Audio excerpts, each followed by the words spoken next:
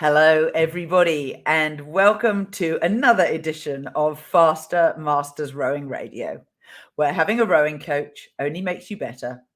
Following a program gives you a true pathway to becoming a confident rower who's respected by your peers.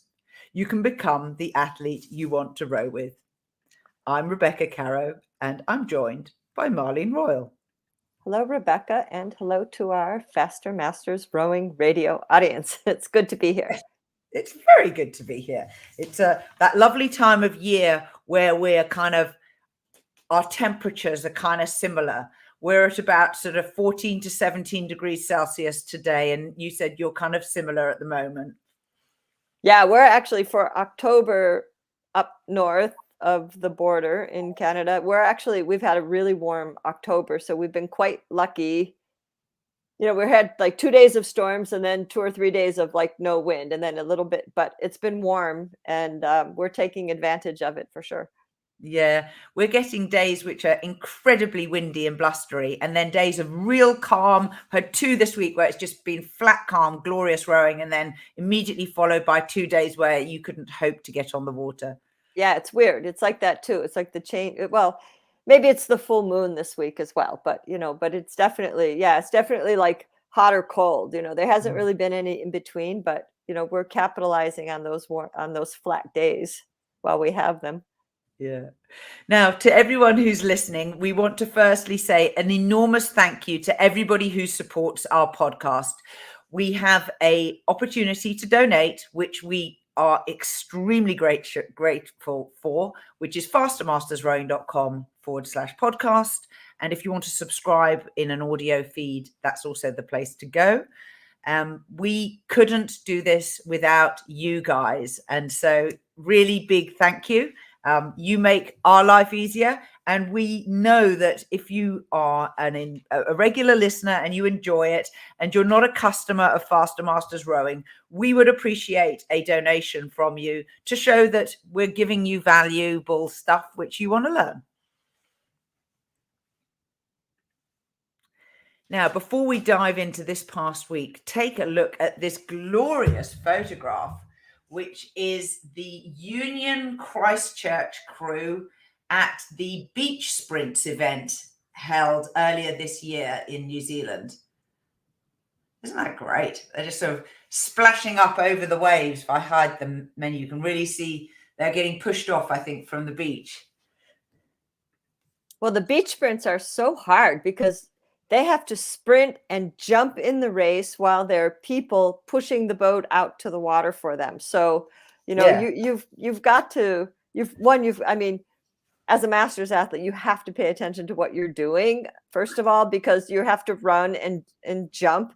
And I took the FISA course for coastal rowing, and I had no idea that they had to do that for beach sprints. I'm like, oh my God, there are people pushing the boat out and they're running down and jumping in as people are pushing the boat out. And it's kind of crazy. It's great. Love the fact that we're finally developing new race formats for our sport. I've always felt that, I've said rather vocally, rowing is quite a long way behind people like cycling in this regard. Now, this past week, we know that there are some great people who have traveled and they're on their way to the head of the Charles right now. So to all of you, our heartfelt best wishes. Have an awesome regatta. It sounds like it's not going to be too cold, which is good. What else do we have to say to them, Marlene? Well, get ready to row your race. I mean, I've been talking to a lot of people this week. We have Faster Masters rowing athletes who are following our program, who are there racing in singles and team boats. And then I also have individuals that I work with on a year-round basis who are getting ready. I would say right now we have people in the men's senior veteran single, women's senior veteran single, men's grandmasters veteran single, women's grandmasters veteran single, men's grandmasters 8, women's senior masters 8, women's grandmasters 8. So a lot of good spread. A lot of people, kind of small boats and big boats, and then there are a couple fours in there. So one of the things that I like to do with these crews as we're getting ready is, just checking in with people. Do you have any last minute questions? Have you thought about your warm up? Where are you launching from for your warm up? Because some singles are launching from Falls, which is up in the finish line area. Some singles are launching from Magazine Beach, which is the singles and doubles launch area, which is quite close to the basin and the start. So, you have to have backup plans in case it's windy and you can't do a lot of rowing in the basin. So planning some on land warm up in case you need enough time is really important. Our podcast that we did with Mark Wilson and Jim Dietz has been very, very popular. Some people have said I've watched it 4 or 5 times, particularly the people who are racing in the single, because looking at Ahead of the Charles video from the coxswain's point of view is one thing. Being in your single and having to steer it is another thing. And Mark and Jim did a really good job for us diagramming out, if you're in your single, where you should be looking, where you want to be pointing, excuse me, what you want to be aware of. So I've gotten a lot of feedback from that this week of, people are saying, yeah, I was listening to it, but I realized there's diagrams. I have to watch it. And, I've seen it a few times. So some very experienced scholars have sent me notes saying, that was so helpful for us. So that's been I think that's been a good contribution of Faster Masters to the Head of the Charles this year. Yeah, if you want to find it, it's on our blog, fastermastersrowing.com/blog, and just scroll back or search for Head of the Charles Steering. Now, I have a newsletter coming out in New Zealand from the Legion of Rowers. This is the organization that supports masters rowers across the country. And the organization has decided to do a monthly masters newsletter through the year. And if anyone's interested in signing up, you don't have to be in New Zealand, but obviously the orientation will be toward this country. The website is lor.kiwi. So Legion of Rowers, lor.kiwi, and you can sign up there.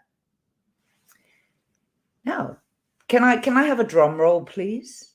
Yeah, but can I ask you a question first? Yeah. What is the Legion of Rowers? Is that an independent organization, or what is it? It was set up in the 1960s as a place for retired oarsmen to get together and retain their friendships.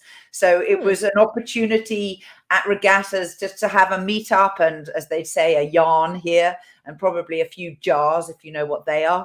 And it became, it was originally just for the Auckland region. It used to be called the Auckland Legion of Rowers. And it's now a national body. I'm on the board of it. And its purpose is to foster friendships and anything that advances the sport of rowing. So in fact, its purpose is much broader than just masters, but it has run a couple of regattas every year for masters. So the Masters North Island Championships is called the Legion Regatta, or the Legions Regatta. And so it's become an organization that runs regattas for masters.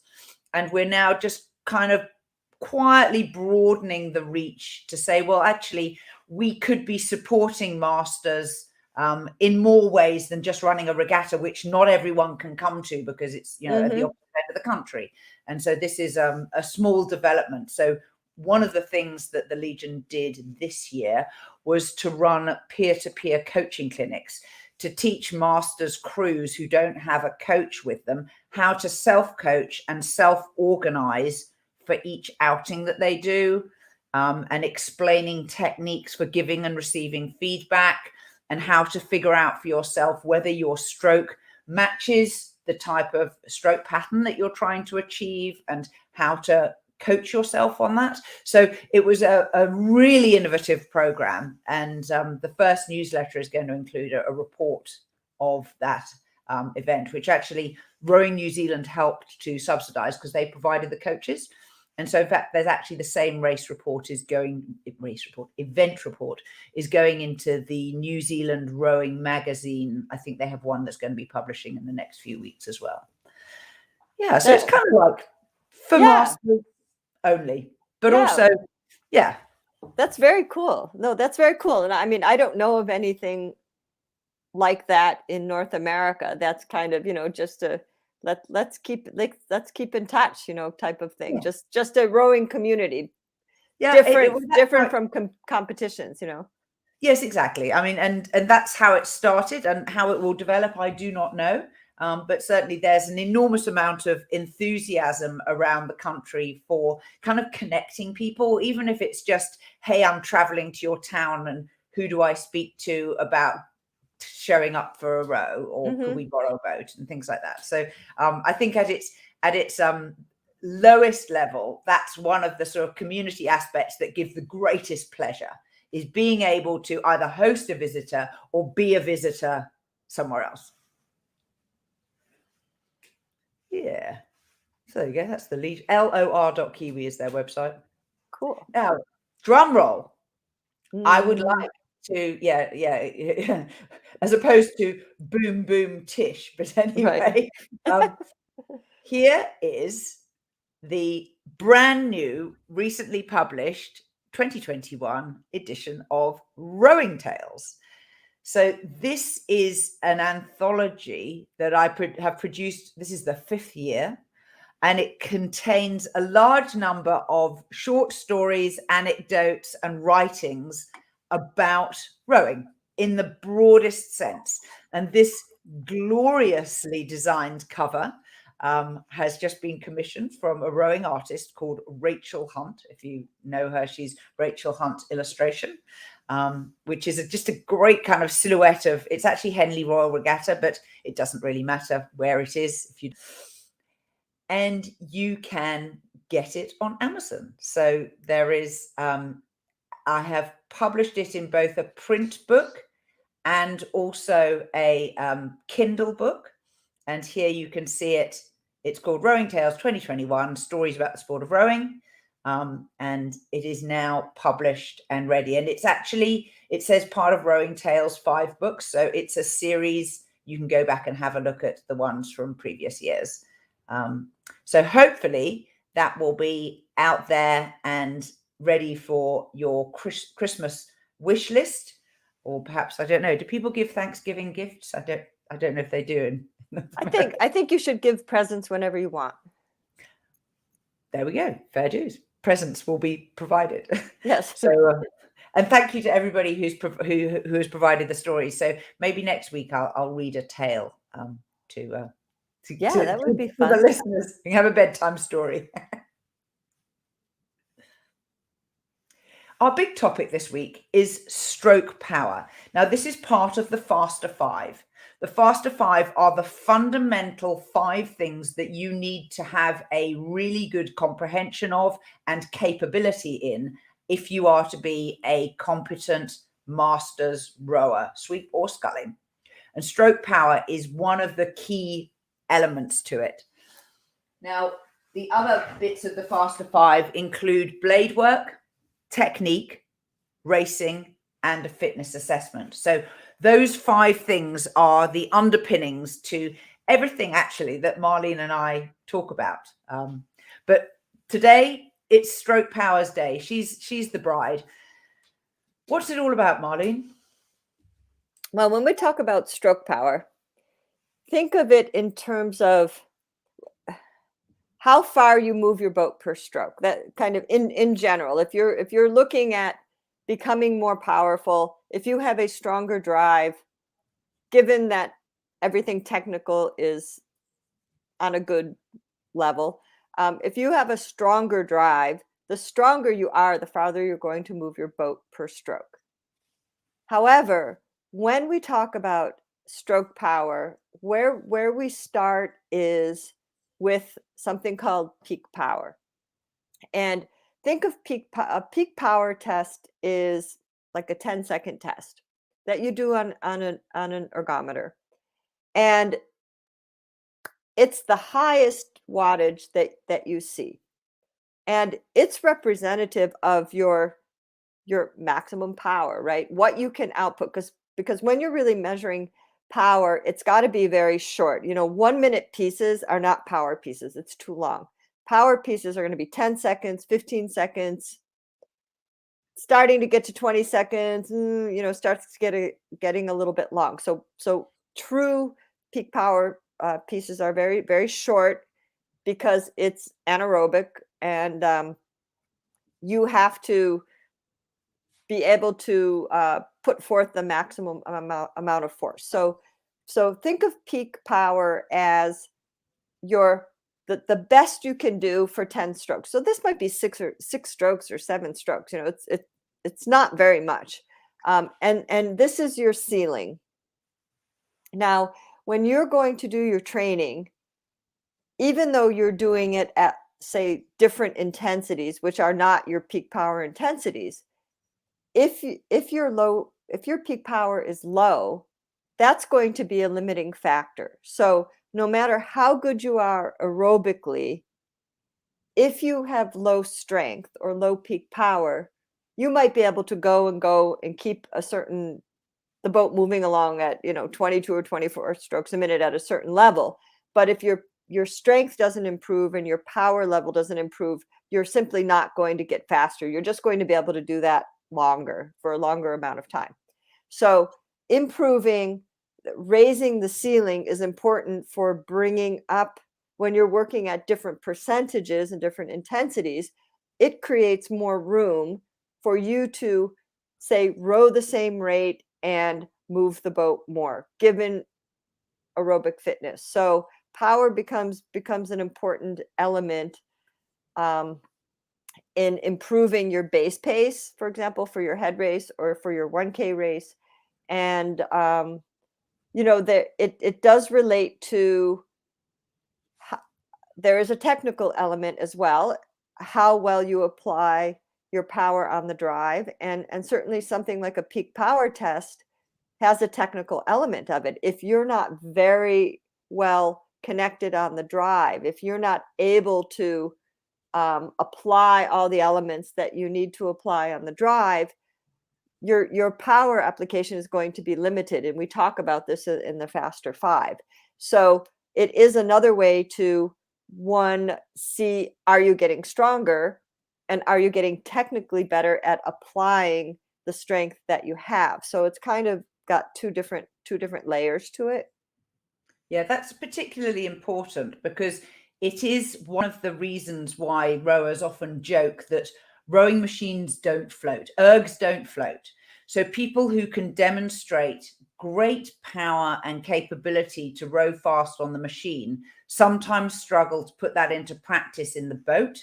And it is one of the sort of transition challenges of someone who comes to the sport having been an indoor rower and then coming to an on-water rower. You may find that it's actually not your strength that is challenging, it's your technique. Mm-hmm. On the ergometer, and we've talked about this in the past, this is where your force curve could be important as well. If you're testing your peak power and you're also looking at the graph of your force curve, that can give you information in terms of how successfully you apply power, how much volume is underneath the curve. That's important for a real peak. You want to have, first of all, a peak, not just a plateau. So those two things can go together. We do talk about in our Faster 5 document about power. We review different drills that you can practice on the rowing machine. We talk about different drills that you can practice on the water that can help you develop power and stroke efficiency on the water, because there are a number. You can use resistance, you could do different types of drills, you could do different bursts for various periods of time. So there's a couple of different ways that you can come at it, in addition to what you do on land in the strength room. Yeah, so particularly the ways that you can increase your stroke power, firstly and reasonably simply, get stronger. Any age, any person can increase their strength by doing load bearing exercise. And yes, rowing is a load bearing exercise. So at its simplest level, if you were to sit on a chair, have a couple of weights in your hand, which could be a bucket of water or it could be bags of sugar. Standing up and sitting down while carrying more weight than just your body mass will help to increase your leg strength and also actually potentially your calf strength and your glutes. Remember, we talked about glutes last week. So simple ways to increase your power. So if you are on the Faster Masters program, which is our monthly subscription training plan, there are two parts to it. There is the on water or erg training, and there is the gym strength and conditioning training. And there's a reason for that. You need both. Yes. And we did talk last week about the kinetic chain and posterior chain exercises. So this dovetails in very nicely with improving your stroke power, because it's a lot of posterior muscles. You know, it's your glutes, it's your backswing, it's your core strength that creates the connection to the leg drive. So getting stronger is important to improve your stroke power, on top of improving your technique, on top of improving your force curve, and on top of just looking for that higher watts number. Because in this sense, I can say numbers don't lie. You know, that this is one thing where if you were looking at, you know, who's got better output and somebody's got a better peak power test, then that's something to pay attention to, because they may not have the same level of aerobic fitness as, say, Mary sitting next to Jane on the rowing machine. But if Jane's peak power is higher and Mary's is low, Jane has a much better potential to improve than Mary does, because if your peak power is low, you're limiting your potential to improve your base pace where you are. It becomes, you know, it's squashing you down, so to speak, because you can go and go and go like the Energizer Bunny, right? But if that peak power, that ceiling's low, you're not going to break through it. You're just going to go longer and longer at that pace. So you know, you're looking at raising your potential and, you know, eliminating, you know, the strength people we work with say you can never be too strong. So yeah. If you're doing a test on the erg, one tip I will give is make sure that when you get to full compression, you take your handle and you've already lifted it up so that it kind of locks in to the cog, which is, of course, it's a bicycle chain, so that when you get to full compression, you can drive immediately off your feet. So this is quite a subtle movement, but it just helps you to think in your head, I am timing my arrival at full compression. I'm hooking on, which is a bit like putting the blade in the water. And so when my feet push, my handle moves the same distance that my seat moves. So your feet push and that pushes your seat backwards. Your handle should move the same distance. Often I see people come up to full compression and then actually stop there. And although stopping there is fine for you're only doing a few strokes, you will actually get a much more engaged start to your powerful stroke if you can be more fluid at that part of it.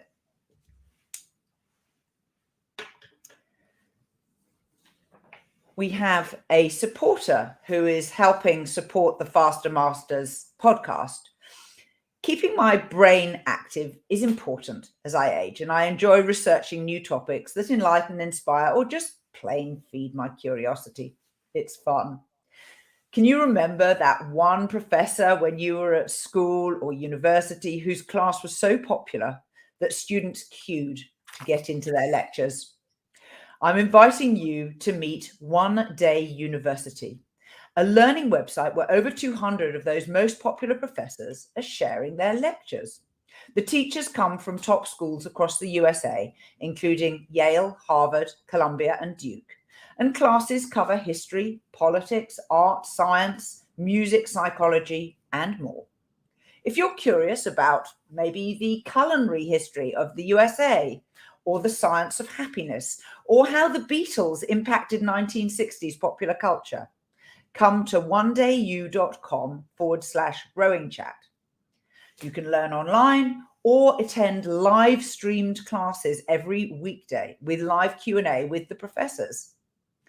Join the fun at onedayu.com. That's ONE day, DAY, and then the letter u.com/rowing chat with a 14-day free trial. And fees start from $8.95 a month.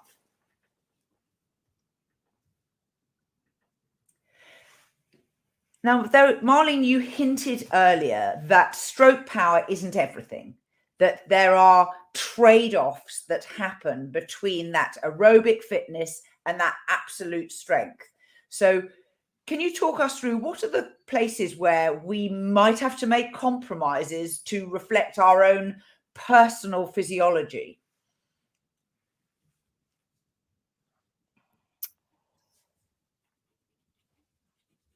If you're looking at moving the boat better, we can talk about, like, if we're talking about stroke power, we're talking about something that's a relatively short period of time. You can focus on what we call stroke efficiency, which might be you might do certain exercises like row 20 minutes at a set stroke rate and aim to improve your meters covered.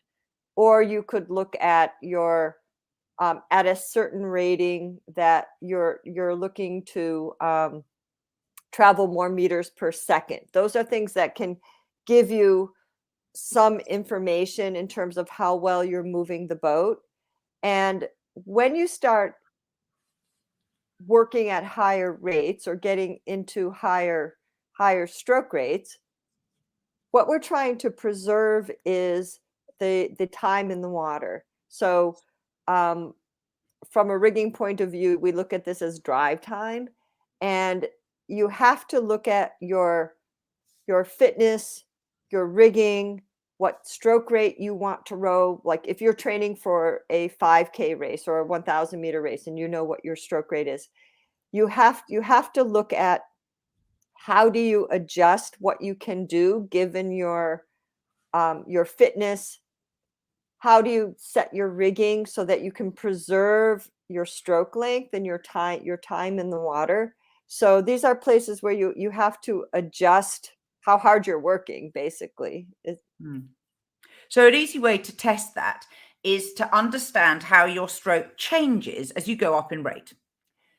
There is a trade-off that you will experience between power, as in being strong, and speed, not boat speed, but the speed with which your body goes through one rowing stroke cycle. The way to test this is to do some ladders where you do 20 firm and then 10 light strokes, moving through a series of rates. You can start at rate 20 firm, and then just 10 light. It doesn't matter what the rate is in the light, it's just time off, but keep moving continuously. Then do another 20 firm, but at 22, 10 light, 24, 10 light. And you can move from 20, do a set of 6 step ups. So you'll go from rate 20 to rate 32. And you will find that you have to move differently somewhere around the mid 20s. It changes slightly from boat to boat. In big boats, it's often around 26 to 28. In smaller boats, it can be 24 to 26, but 26 is often a midpoint. Another way to test it is to do a speed up. Speed ups are something that I personally absolutely love, and they are a 15-stroke firm pressure piece where you take the rate up 1 point every stroke. So whatever your starting rate is, let's say again it's 20, you do 1 stroke at 20, 1 stroke at 21, 22, 23, 24, and you can see how you build up to a total of 15 strokes. And you will need to have a meter that tracks your strokes so that you can get an accurate readout of what you are actually doing. And classically, what you will find is that there is a kind of, it's almost like a stall point. Your rate builds very easily and fluidly through the low 20s. And when you get to the mid-20s, often you find that the rate isn't going up. And you see 2 or 3 strokes where actually it's the same. It's the same. Oh, it's the same again. I need to take my stroke rate up. And then you learn how to move with more speed and slightly less power to get that rate up through to 28, 29, 30 and above. So these are 2 things that you can use to teach yourself how to manage that trade-off of power and speed.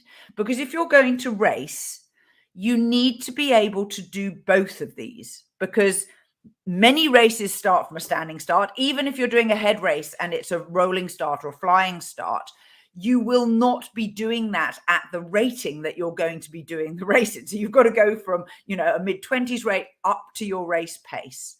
And so a speed up is a really good, actually, flying start sequence to practice for starting a head race.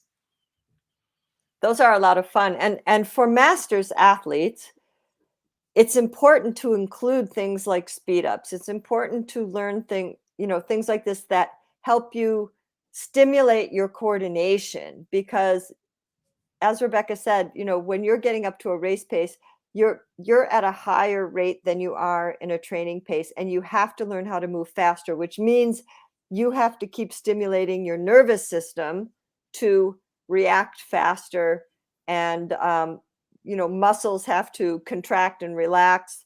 You have the coordination and manipulation of your blade work that has to happen at a faster rate. That means your feathering and squaring has to happen at a faster rate. So everything has to happen at different speeds relative to your boat speed. And you have to keep those things in shape from a neurological kind of coordination point of view, as well as a technical and a physiological point of view. So speed ups are really, really good.